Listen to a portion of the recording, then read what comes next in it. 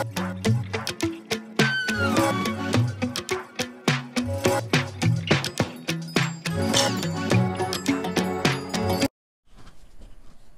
sejahtera Malaysia. Denyut nadi suara rakyat bergema di channel ini.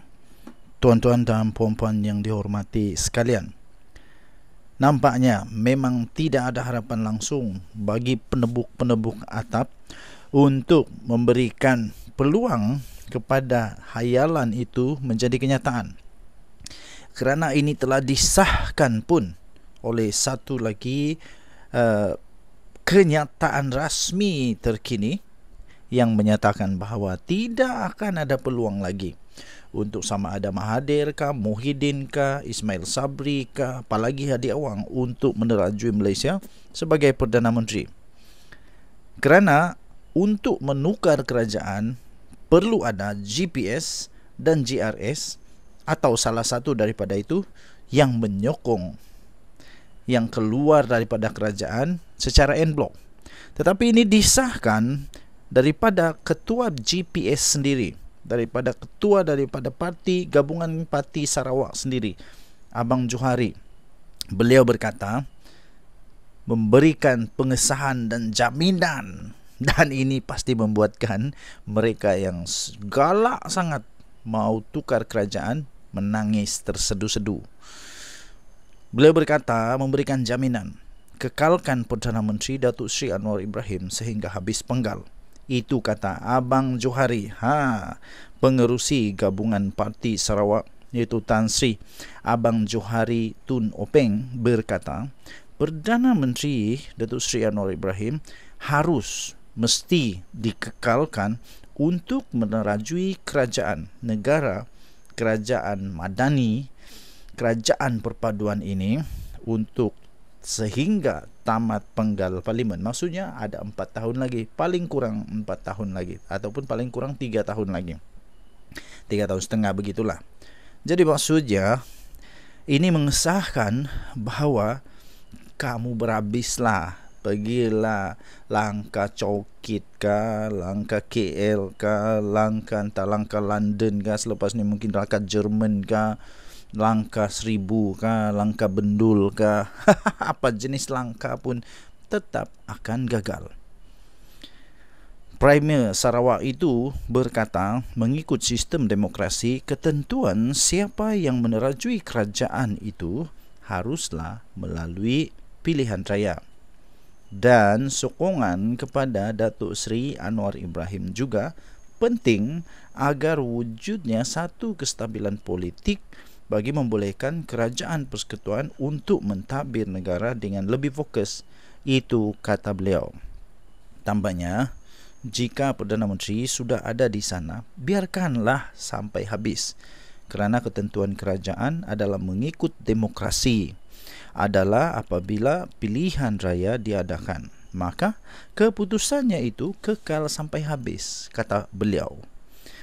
Jadi katanya kalau kita tukar Perdana Menteri di tengah jalan, akan jadi satu lagi situasi di mana keadaan yang tidak menentu dan yang menjadi mangsa adalah rakyat, katanya.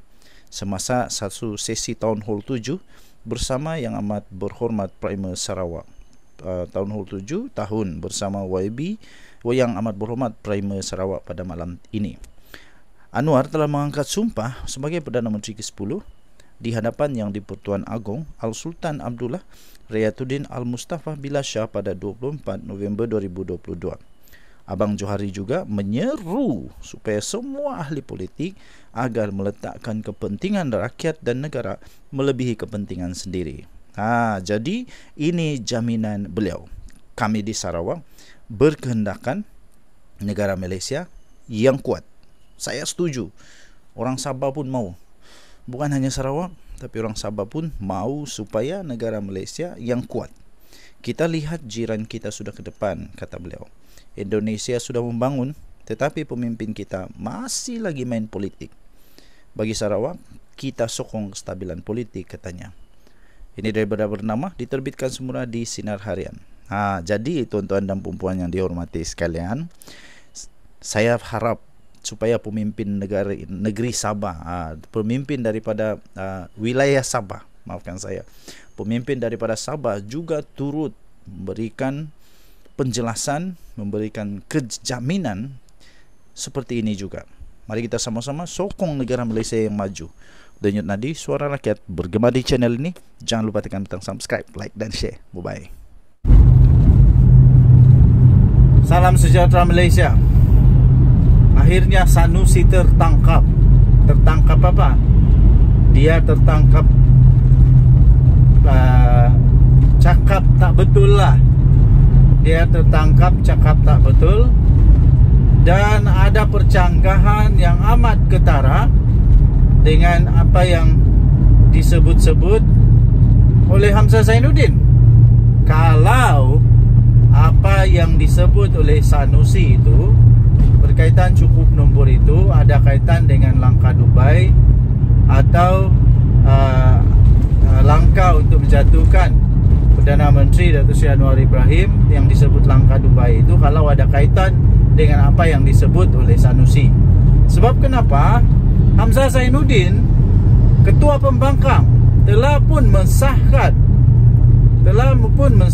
bahawa sebenarnya tiada langkah Dubai pun yang pernah dirancang. Tak ada langkah Dubai pun yang pernah dirancang. Ketua Pembangkang Datuk Seri Hamzah Zainuddin mendakwa Pembangkang sendiri sebenarnya tidak tahu menahu pun mengenai rancangan yang disebut sebagai langkah Dubai yang didakwa akan digunakan bagi menggulingkan kerajaan. Jadi disahkan tak ada. Jadi yang mendakwa ada itu nak pelik lah. Ini perlu untuk dijelaskan juga oleh orang-orang dari JCOM yang juga mendakwa, mengakui bahawa ada langkah Dubai. Ini percanggahan yang teruk ini. Jadi manusia-manusia yang sudah pun mengatakan kononnya ada langkah Dubai, termasuklah Zahid Hamidi, kena jelaskan ini. Kerana sebenarnya Hamzah Zainuddin berkata tidak ada langkah Dubai yang pernah dirancang. Pembangkang sendiri tidak tahu menahu. Jadi kalau pembangkang tidak tahu menahu, sebenarnya langkah Dubai ini dicipta oleh siapa? Aduh, pening. Okey, so tuan-tuan dan puan-puan yang dihormati sekalian, beliau berkata perkara itu adalah fitnah dan direka dan dimainkan oleh pihak tertentu yang jelas tidak memberi manfaat kepada rakyat. Katanya cerita langkah Dubai terus berada dalam media sosial. Siapa yang mulakan? Siapa yang menggelabah? Siapa yang terpaksa buat laporan polis? Katanya dalam kenyataan tersebut. Jadi betul jugalah. Kenapa tiba-tiba ada langkah Dubai, sedangkan tak ada pun langkah Dubai rupa-rupanya? Ini memang amat mengejutkan, memeranjatkan, dan tak disangka-sangka Hamzah Zainuddin mengeluarkan kenyataan ini. Siapa yang menjawab bahawa pembangkang tidak ada cukup sokongan? Siapa pula yang minta pembangkang bawa dalam parlimen? Katanya dalam kenyataan di media sosial hari ini. Laporan mengenai langkah Dubai bermula 30 Disember lalu. Apabila BH melaporkan, tiba-tiba saja Timbalan Ketua Pengarah Komunikasi Komuniti Jabatan Komuniti JCOM, Datuk Ismail Yusof, dilaporkan mendakwa bahawa langkah Dubai timbul ketika percutian pemimpin Perikatan Nasional PN termasuk beberapa wakil parti kerajaan di Emirat Arab Bersatu UAE baru-baru ini. Beliau mendakwa pertemuan itu berlangsung untuk berunding selain menetapkan tugas tertentu kepada pegawai yang dipertanggungjawabkan untuk mengenal pasti ahli parlimen yang berpotensi beralih sokongan kepada pembangkang dengan sogokan semata-mata untuk mahu menubuhkan kerajaan tebuk atap. Selain pemimpin PN, beliau melaporkan mendakwa ada juga pembabituan tokoh politik veteran berpengaruh berpangkat tun yang bersekongkol dengan pembangkang, termasuk dikatakan menggunakan sumber asing untuk menggulingkan pentadbiran yang diterajui oleh Datuk Seri Anwar Ibrahim. Hamzah yang juga setiausaha PN dan Bersatu menegaskan kenyataan politik semata-mata tidak boleh menyelesaikan masalah rakyat dan tuduh-menuduh bukan jalan penyelesaian. Katanya berdendam sesama rakan atau saudara juga bukan penyelesaian. Sebaliknya, kerajaan perlu untuk menerima hakikat bahawa mereka juga mempunyai banyak kelemahan dan kepincangan, katanya. Okey, jadi tuan-tuan dan puan-puan yang dihormati sekalian, anda boleh lihat ini di biharian.com.my. Persoalannya, siapa yang betul, siapa yang salah? Adakah Hamzah Zainuddin sebenarnya tidak berani mengaku, ataupun sebenarnya memang ada kesilapan dalam risikan Jaikum?